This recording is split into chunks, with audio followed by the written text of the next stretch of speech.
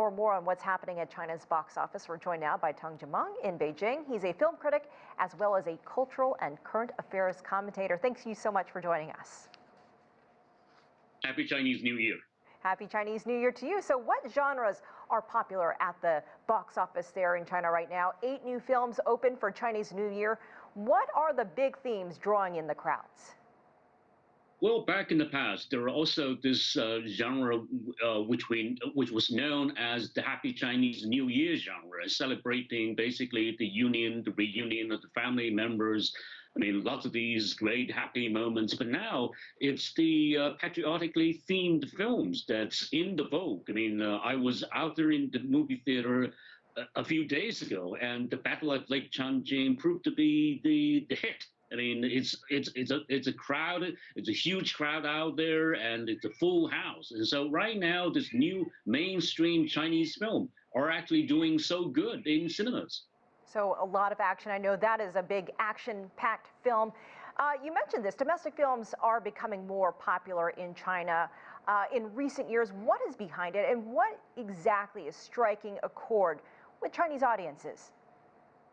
Well, first thing first, I think increasingly the Chinese productions are better. I mean, greatly improved, meaning that the production values are increasingly kind of like up to this international standards. We have A-listers and we have veteran directors and directors actually from past generations, even fifth generations. If you look at the Battle at Lake Changjin, you can see director Chen Kaige, a former veteran fifth generation director, basically China's Francis Coppola and Martin Scorsese generation of Chinese filmmakers. And now they are actually making a new life.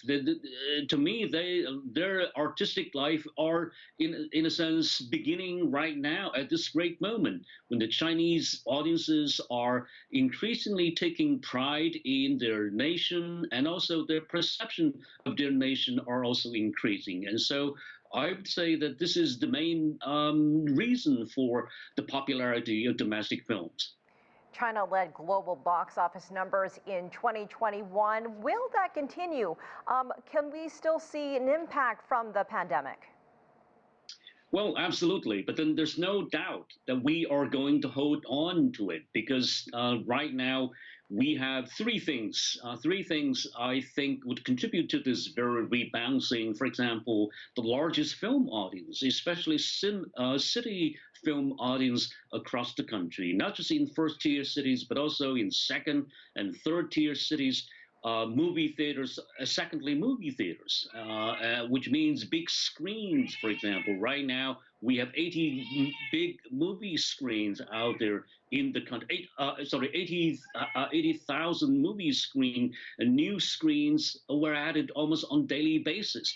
And thirdly, the main productions are numbers of films are also increasing, even though the pandemic is impacting this very process. But once again, with favorable government policy, with the new change and the changing national context, and an increasingly sort of a proud audience, Chinese filmmaking are basically taking on a new step.